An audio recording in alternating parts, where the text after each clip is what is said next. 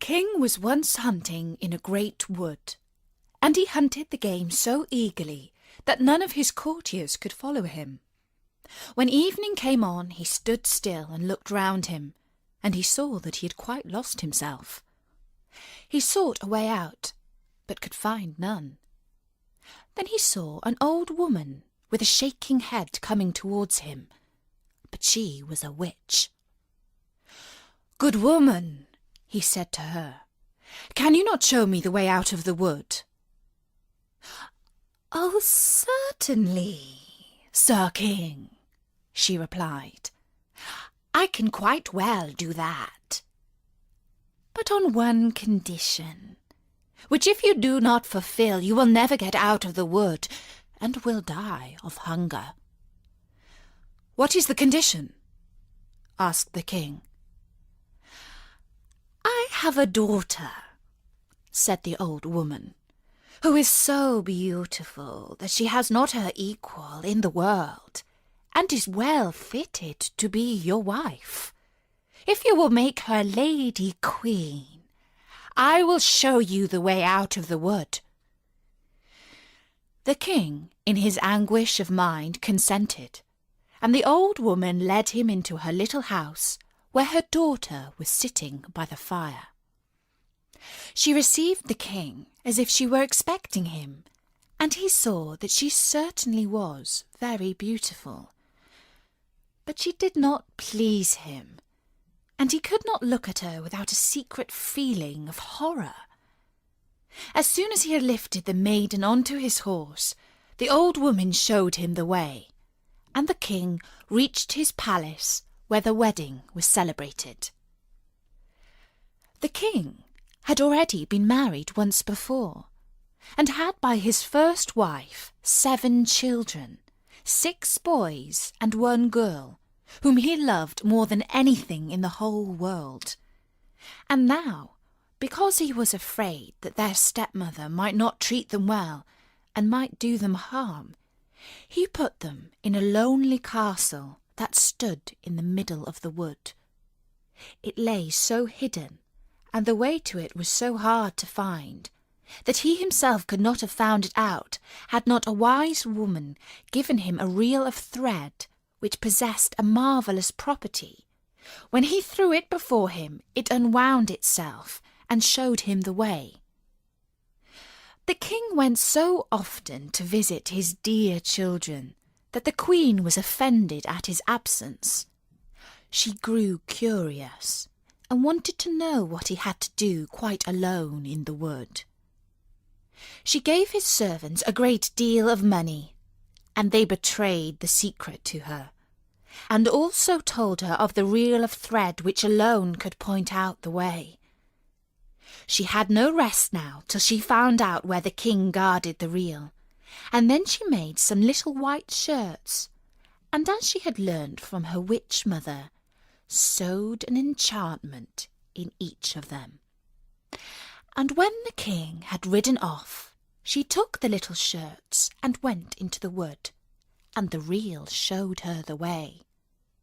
The children, who saw someone coming in the distance, thought it was their dear father coming to them, and sprang to meet him very joyfully. Then she threw over each one a little shirt, which when it had touched their bodies, changed them into swans, and they flew away over the forest. The queen went home quite satisfied, and thought she had got rid of her stepchildren. But the girl had not run to meet with her brothers, and she knew nothing of her. The next day the king came to visit his children, but he found no one but the girl. "Where are your brothers?" asked the king.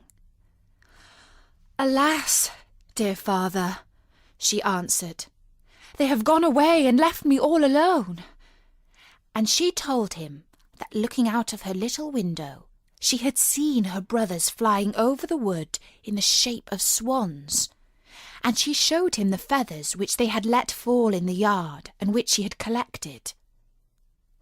The king mourned, But he did not think that the queen had done the wicked deed, and as he was afraid the maiden would also be taken from him, he wanted to take her with him. But she was afraid of the stepmother, and begged the king to let her stay just one night more in the castle in the wood. The poor maiden thought, "My home is no longer here. I will go and seek my brothers." And when night came, she fled away into the forest.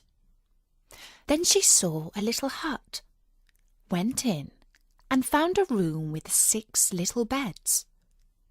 She was afraid to lie down on one, so she crept under one of them, lay on the hard floor, and was going to spend the night there. But when the sun had set, she heard a noise, and 6 swans flying in at the window. They stood on the floor and blew at one another, and blew all their feathers off, and their swan skin came off like a shirt.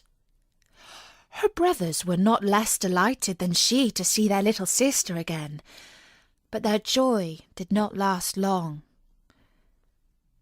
"You cannot stay here," they said to her. "This is a den of robbers. If they were to come here and find you, they would kill you." "Could you not protect me?" asked the little sister. "No," they answered, "for we can only lay aside our swan skins for a quarter of an hour every evening. For this time we regain our human forms, but then we are changed into swans again." Then the little sister cried and said, "Can you not be freed?" "Oh no," they said. "The conditions are too hard. You must not speak or laugh for 6 years, and must make in that time 6 shirts for us out of starflowers. If a single word comes out of your mouth, all your labour is in vain." And when the brothers had said this, the quarter of an hour came to an end, and they flew away out of the window as swans. But the maiden had determined to free her brothers, even if it should cost her her life. She left the hut, went into the forest, climbed a tree, and spent the night there. The next morning she went out, collected starflowers, and began to sew. She could speak to no one, and she had no wish to laugh, so she sat there, looking only at her work. When she had lived there some time, it happened that the king of the country was hunting in the forest, and his hunters came to the tree on which the maiden sat. They called to her and said, "Who are you?" But she gave no answer. "Come down to us," they said. "We will do you no harm." But she shook her head silently. As they pressed her further with questions, she threw them the golden chain from her neck. But they did not leave off, and so she threw them her girdle, and when this was no use, her garters, and then her dress. The huntsman would not leave her alone, but climbed the tree, lifted the maiden down, and led her to the king. The king asked, "Who are you? What are you doing up in that tree?" But she answered nothing. He asked her in all the languages he knew, but she remained dumb as a fish. Because she was so beautiful, however, the king's heart was touched, and he was seized with a great love for her. He wrapped her up in his cloak, placed her before him on his horse, and brought her to his castle. There he had her dressed in rich clothes, and her beauty shone out as bright as the day, but not a word could be drawn from her. He set her at his table by his side, and her modest ways and behaviour pleased him so much that he said, "I will marry this maiden, and none other in the world." And after some days he married her. But the king had a wicked stepmother, who was displeased with the marriage, and said wicked things of the young queen. "Who knows who this girl is?" she said. "She cannot speak, and is not worthy of a king." After a year, when the queen had her first child, the old mother took it away from her. Then she went to the king and said that the queen had killed it. The king would not believe it and would not allow any harm to be done to her. But she sat quietly, sewing at the shirts and troubling herself about nothing.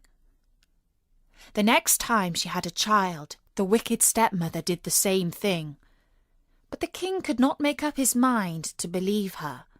He said, "She is too sweet and good to do such a thing as that. If she were not dumb and could defend herself, her innocence would be proved." But when the third child was taken away, and the queen was again accused, and could not utter a word in her own defence, the king was obliged to give her over to the law, which decreed that she must be burnt to death. When the day came on which the sentence was to be executed, it was the last day of the 6 years in which she must not speak or laugh. And now she had freed her dear brothers from the power of the enchantment. The 6 shirts were done. There was only the left sleeve wanting to the last. When she was led to the stake, she laid the shirts on her arm, and as she stood on the pile and the fire was about to be lighted, she looked around her and saw 6 swans flying through the air. Then she knew that her release was at hand, and her heart danced for joy. The swans fluttered round her and hovered so low that she could throw the shirts over them. When they had touched them, the swan skins fell off, and her brothers stood before her, living well and beautiful. Only the youngest had a swan's wing instead of his left arm. They embraced and kissed each other, and the queen went to the king, who was standing by in great astonishment, and began speaking to him, saying, "Dearest husband, now I can speak to you and tell you openly that I am innocent and have been falsely accused." She told him of the old woman's deceit, and how she had taken the 3 children away and hidden them. Then they were fetched, to the great joy of the king, and the wicked mother came to no good end. But the king and queen, with their 6 brothers, lived many years in happiness and peace.